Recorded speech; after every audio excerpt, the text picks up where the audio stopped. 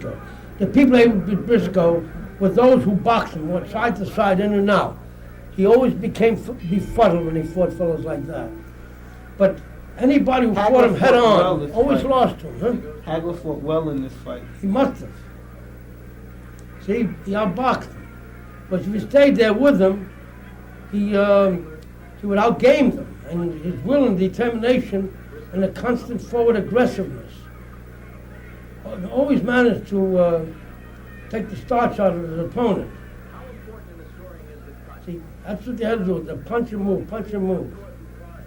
Anybody stayed there and punched with him, eventually lost the fight. Did you see when he fought Monzon? I think I did. What kind of fight was that?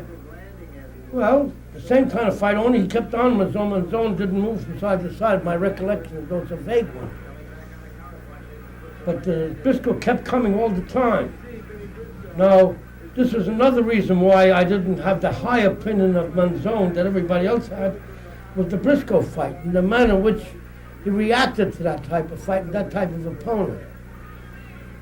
Because he didn't perform in the manner that he appeared to be against the Griffith or one of these other fellows. He doesn't look all that good here, Briscoe. Well, Briscoe didn't have to look good. His ability was, and his determination, his constant forward movement, and his aggressiveness, and an ability to absorb the punches without giving any visible effect of them, you know. That was the main reason. There was no visible effect of the blows, and no matter how solid he was hit. Hagler's fighting very well here. Yes, he is. He fights better here now than in a couple of his fights. Well, you know, he was a younger man and full of pepper. He hadn't become champion. He was on the verge of being champion. He felt he could have been champion if he got the chance, and was left to fight fellows like Briscoe and others of these fellows who gave him a hard, competitive fight. Yeah, competitive. Really? So you'll notice one thing. Anytime you're fighting a guy who's determined and competitive, he stays right in there, he doesn't have to be a really good fighter to give you a hard time. See, just the very fact that he's determined and aggressive, which if you think back, you've shown yourself many times when you're aggressive and determined, how you reduced those fellows in a relatively short time. But they weren't professionals, but you were able to do that. Well, Briscoe did that over a period of rounds. Usually, toward the end, he would come on. Hagler's not moving. He just stays right there. He always has a harder time when he stays there and punches with Briscoe. Briscoe always looks at his best. In fact, I don't recall having watched him lose a fight, though I didn't see a great many fights of his, where his opponent mixed with him that he didn't win, or that it was very, very close. Invariably, people that beat Briscoe were people who boxed in and out side to side. They always beat Briscoe.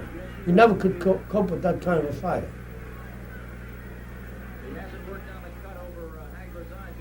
See, and Briscoe often would take punches, many punches in arms and shoulders and gloves, which made him more intimidating.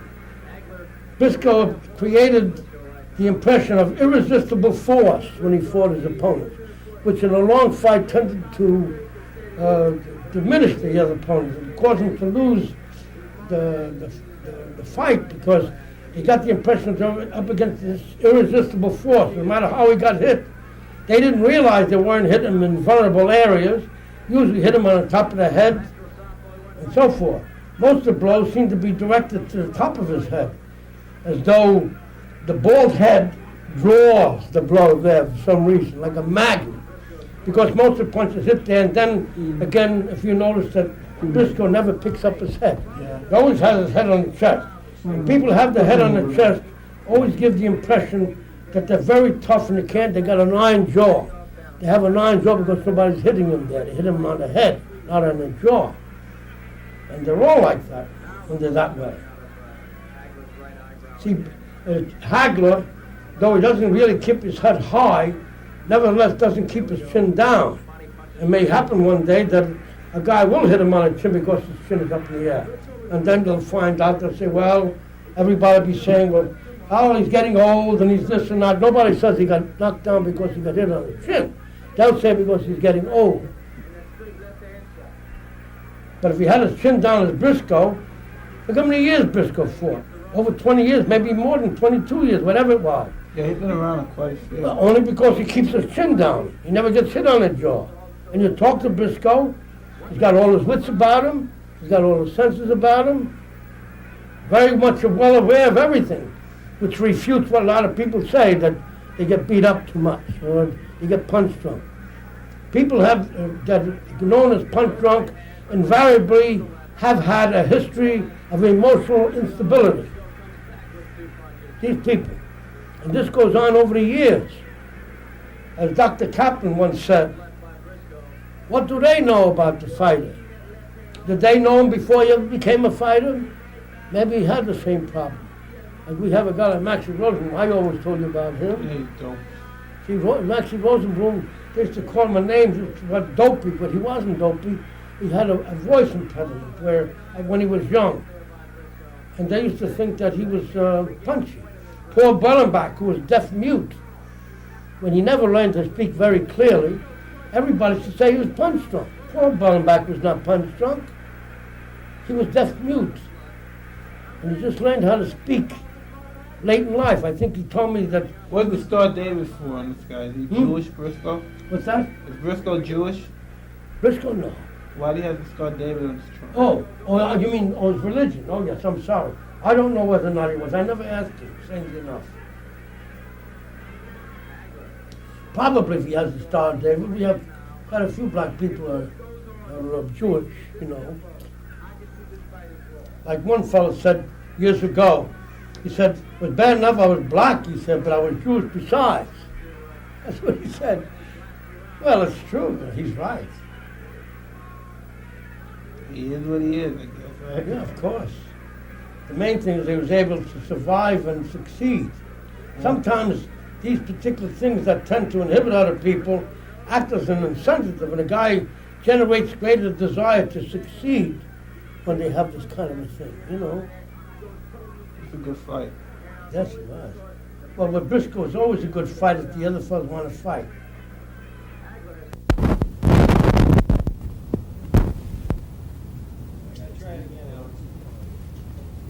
Mike, can you take your hat off and get some shadows on your face? You know?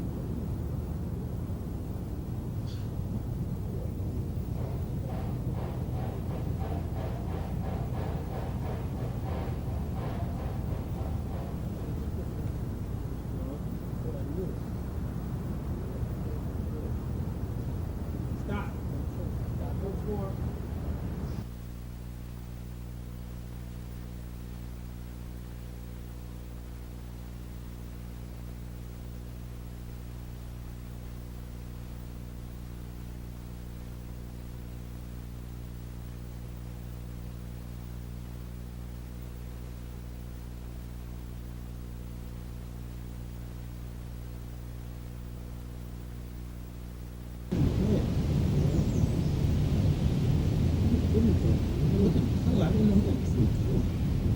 He's not bright, he's red, cuz. I thought he was gray. He's red. He's gray up here, but he's red down here.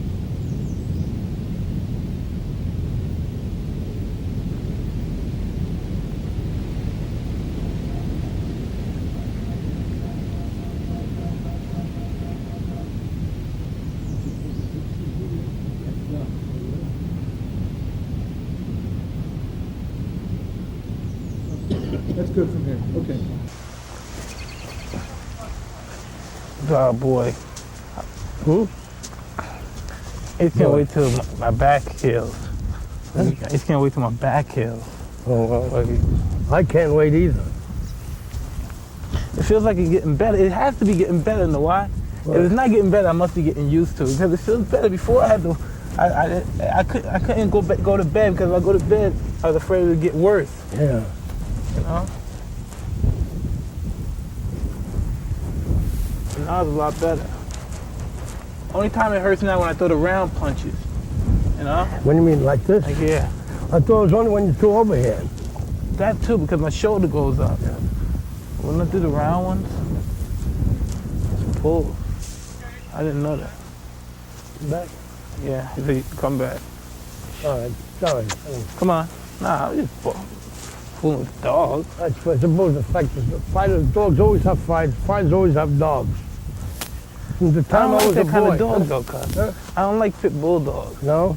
No, I like Rottweilers. Right, Rottweilers? Oh, yeah. Those, I like the big ones. From the man. time I was a boy, fighters always had dogs.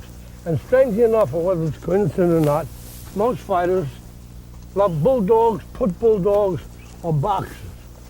There was a. I don't like either of those. I think like, they rather favored the boxers. but I don't like either of those. No? Nah. Those are the dogs I like myself.